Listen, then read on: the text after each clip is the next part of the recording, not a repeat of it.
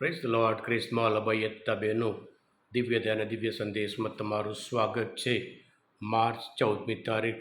આ સંદેશ હમણાં તમારા સૌ માટે તમારા પરિવારજનો પ્રાર્થના કરું છું. તમારા બાઇબલ લઈ લો, પ્રભુ ઈશ્વરના વચન સાંભળીએ. લુકનો ગ્રંથ 18મો અધ્યાય 9થી 14મી કલમ સુધી.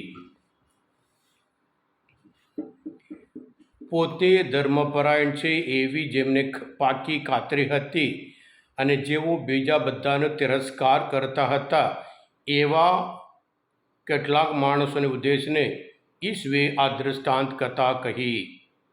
બે માણસ મંદિરમાં પ્રાર્થના કરવા ગયા.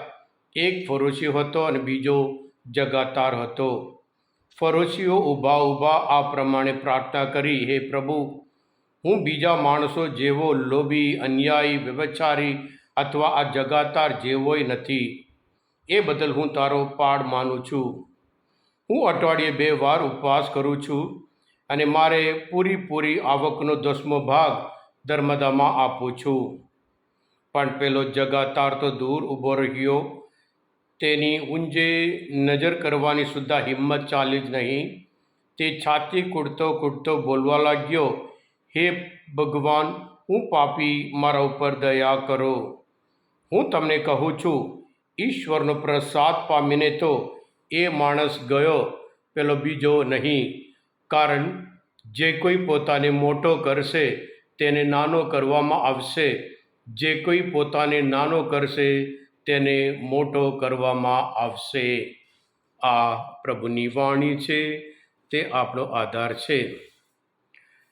ખ્રિસ્તમાં ભયતા બહેનો, પ્રભુ ઈસુ પોતે ઘણી વખત પ્રાર્થના કરી. પ્રભુ ઈસુ પોતે એમના શિષ્યોને શીખવાડે કેવી રીતે પ્રાર્થના કરવી. પ્રભુ ઈસુ પોતે કેવી પ્રાર્થનામાં તમને સફળતા મળશે અને કેવી પ્રાર્થનામાં નિષ્ફળ થશે એ બધું શીખવાડ્યા પછી આજના શુભ સંદેશ આપણે જોઈએ છીએ. યશાયાના ગ્રંથમાં 55મો અધ્યાયમાં 8મી કલમમાં પ્રભુ પોતે કહે છે, મારો વિચાર એ તમારો વિચાર નથી, મારો રસ્તો એ તમારો રસ્તો નથી.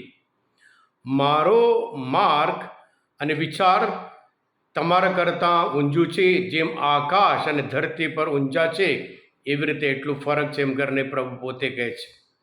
ખ્રિસ્તમાં ભયતા બહેનો, આજના શુભ સંદેશમાં આપણે જોઈએ છીએ નમ્રની પ્રાર્થના ફળે છે. બે માણસ ફરોશી એટલે અલગ. અમે અલગ છીએ, અમે સ્પેશિયલ છીએ.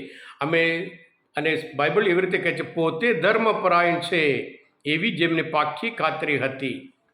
ફરોશી લોકો એવું માનતા હતા કે મોશેની જે 10 આજ્ઞાઓ છે એ પાલન કરે તેઓ ધર્મપરાયણ, તેઓ ઈશ્વરના સંતાન અને તેઓ મુક્તિ પામશે, તારણ પામશે.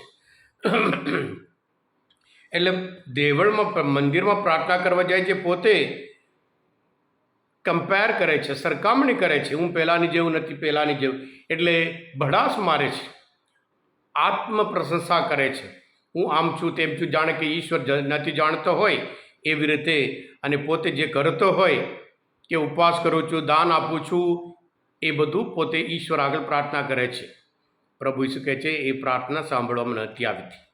પણ બીજો જે જગાતાર પાપી, બીજાના નજરમાં એ પાપી માણસ છે અને પછી એ બહુ દૂર ઊભો છે અને પછી છાતી કૂટે છે અને આગળ પ્રભુની આગળ પાપી છું એમ સ્વીકાર કરે છે. અને પછી પ્રભુ કહે છે આને ઈશ્વરનો આશીર્વાદ મળ્યો, પેલા ફરોશી માટે નથી. પણ ખ્રિસ્તમાં ભયતા બહેનો, ફરોશી જે કંઈ બોલતો હોય તો સાચી વાત છે, એમાં કશું ખોટું નથી. એ બધી આજ્ઞાઓનું પાલન કરતો હતો, ઉપવાસ કરતો હતો, પ્રાર્થના કરતો હતો, દાન ધર્મ આપતો હતો. એટલે જેવી રીતે એ લોકો વિચાર આ આજ્ઞાનું પાલન કરવાથી કોઈ મુક્તિ પામે એ ખોટું છે એમ કરીને એફેસસના ધર્મસંહિતા 2 અધ્યાયમાં 8મી કલમમાં મુક્તિ, તારણ, ઉદ્ધાર એ ઈશ્વરની કૃપાથી આપણને મળે છે. પૌલ પોતે કહે છે એની કૃપાથી જ શ્રદ્ધાને કારણે તમારો ઉદ્ધાર થયો છે. એમાં તમારું કૃત્ય તેલા આપણે કરવાથી, આપણા કાર્ય દ્વારા આપણે તારણ પામી શકીએ, મુક્તિ પામી શકીએ નહીં. કારણ એમણે પોતાના જીવન, પોતાના પવિત્ર લોહી, કિંમતી લોહી રેડીને આપણને મુક્ત કર્યા છે. હા કૃષ્ણવાલા ભાઈ બહેનો, બાઇબલમાં આપણે પણ જાણીએ છીએ ઈશ્વર જે અભિમાનથી વિમુખ થઈ જાય છે. આ માણસ એક અભિમાની ફરોશી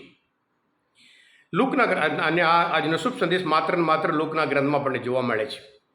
લુકના ગ્રંથમાં આપણને જોવા મળે છે જે ગર્વિષ્ઠોને ધૂળ છાંટતા કર્યા છે અને નમ્રને એક ઊંચું સ્થાન પહોંચાડ્યું છે. આપણે પણ આ થપૃત દરમિયાન ખાસ કરીને વિશેષ રીતે નમ્ર બનીએ. પાપોની કબૂલાત મુક્તિ માટે પહેલો પગલો છે. જેવી રીતે જે જગાતાર પોતાનો પાપ સ્વીકાર કરે છે, આ સમયમાં પણ આપણે પણ પાપ સ્વીકાર કરીએ. જેવી રીતે આપણે જાણીએ છીએ જ્યારે પિતર જ્યારે માછલી પકડતા હતા ત્યાં એક વખત એટલા બધા માછલીઓ પકડાઈ ગઈ અને ત્યારે પ્રભુ કહે છે, હું તો પાપી, મારાથી દૂર રહો. પૌલ કહે છે બધા પાપીઓમાં નંબર 1 પાપી હું છું. પ્રભુ પોતે કહે છે હું રાંગ અને નમ્ર છું. મરિયમ બોલે છે હું તો ઈશ્વરની દાસી છું. હા કૃષ્ણવાલા બહેનો, આ તપૃત સફળ બનાવવા માટે આપણે ઈશ્વરની આગળ આપણે પાપો કબૂલાત કરીએ. જે નમ્ર બને એ મહાન બને અને મહાન લોકો નમ્ર હોય છે.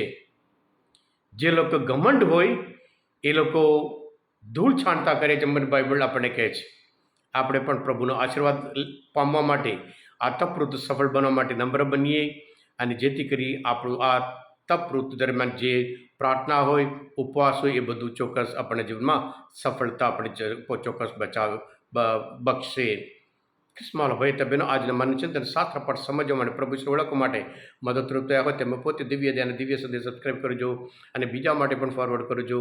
કારણ તમે બધા આશીર્વાદિત છો, અભિષિક્ત છો. પ્રભુ ઈસુ હું તમારામાં વિશ્વાસ રાખું છું. બોલો દિવ્ય દયાનો જય. God bless you all. હા કૃષ્ણવાલા ભાઈ બહેનો, બીજા વિશ્વ યુદ્ધ સમયમાં આખી દુનિયામાં બધા ખ્રિસ્તીઓ પ્રાર્થના કરતા હતા યુદ્ધનો અંત આવે. એનું ફળ થોડા દિવસમાં જ બીજા વિશ્વ યુદ્ધનો અંત આવ્યો અને આજે બધા ખ્રિસ્તીઓ અને ભારત માટે 9 વાગ્યાનો સમય, રાત્રે 9 વાગે આપણે બધા ઘૂંટણે પડીએ, પ્રાર્થના કરીએ આ યુદ્ધનો જલ્દીથી અંત આવે. God bless you all.